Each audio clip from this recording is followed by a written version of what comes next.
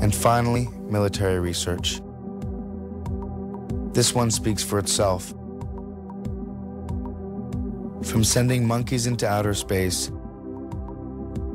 and testing atomic blasts on helpless dogs to exposing primates to nuclear radiation.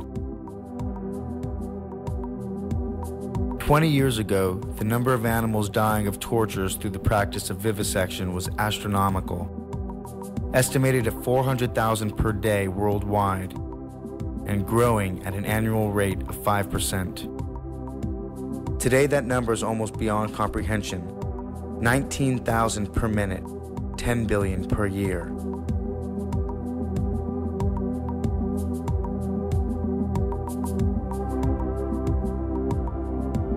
Some uneducated persons pretend to know that less intelligent animals don't feel pain the same way we do.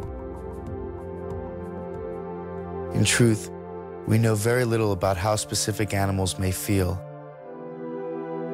except that they must also submit to the universal law that causes every organism dying by unnatural means to suffer greatly before that final release.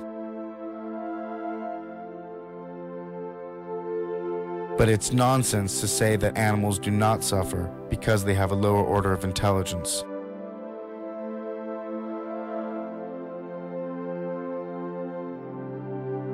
Pain is pain, conveyed by nerves to the brain, and there are other nerves than those of intelligence. Nerves such as sight, smell, touch, and hearing. And in some animals, these nerves are much more highly developed than in man.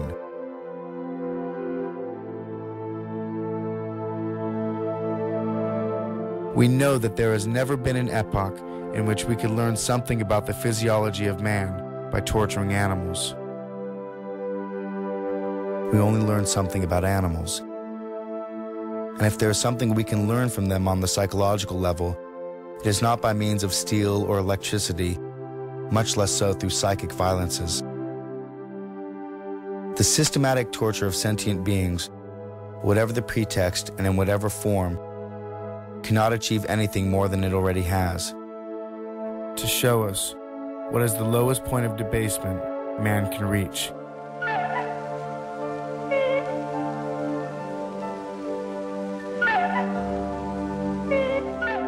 If that's what we want to know.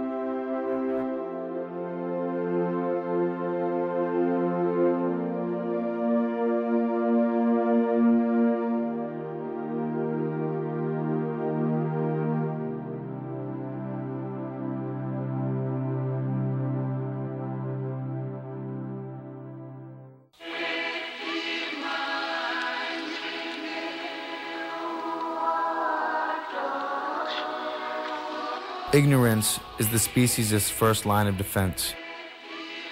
Yet it is easily breached by anyone with the time and determination to find out the truth. Ignorance has prevailed so long only because people do not want to find out the truth. "Don't tell me, you'll spoil my dinner," is the usual reply to any attempt to tell someone just how that dinner was produced.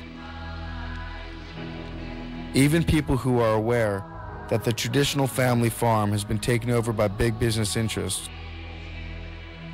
that the clothes come from slaughtered cows, that their entertainment means the suffering and death of millions of animals, and that some questionable experiments go on in laboratories, still cling to a vague belief that conditions cannot be too bad, or else the government or the animal welfare societies would have done something about it.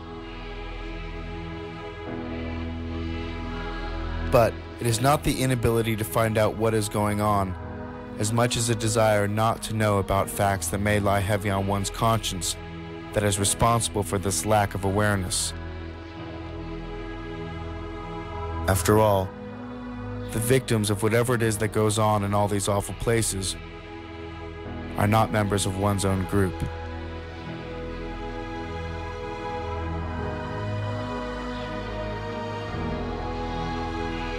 It all comes down to pain and suffering, not intelligence, not strength, not social class or civil right. Pain and suffering are in themselves bad and should be prevented or minimized, irrespective of the race, sex, or species of the being that suffers. We are all animals of this planet. We are all creatures. And non-human animals experience sensations just like we do. They too are strong, intelligent, industrious, mobile, and evolutional. They too are capable of growth and adaptation. Like us, first and foremost, they are earthlings.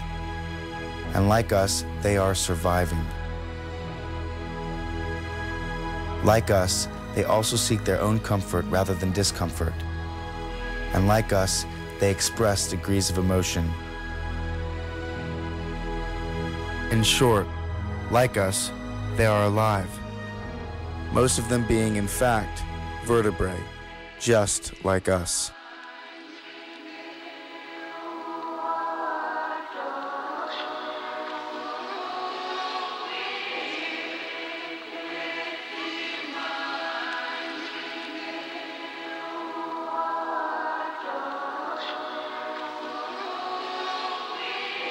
As we look back on how essential animals are to human survival, our absolute dependence on them for companionship, food, clothing, sport and entertainment, as well as medical and scientific research.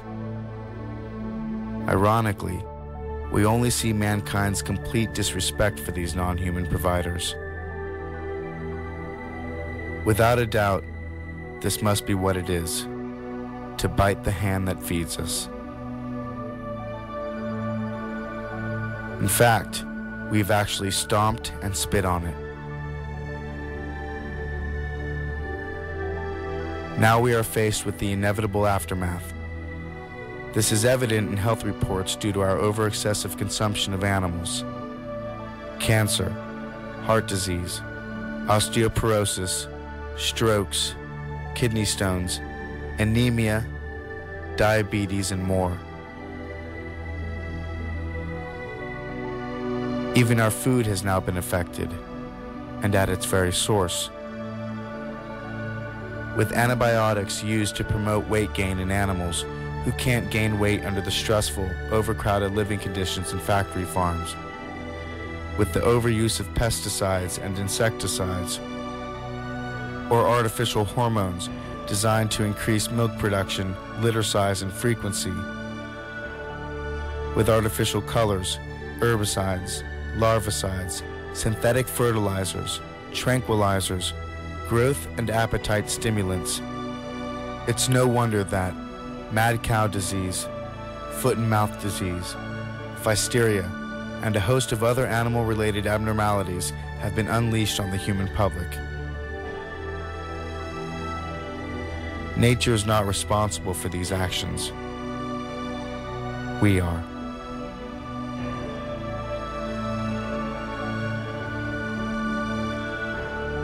So a change is inevitable. Either we make it ourselves, or we will be forced to make it by nature itself.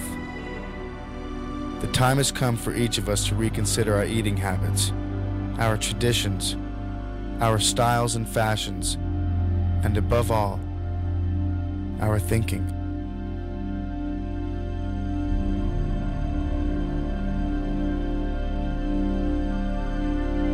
So if there's any truth to the age-old saying, what goes around comes around, then what do they get for their pain? Do we even give it a second thought? If what goes around comes around, what do they get for their pain?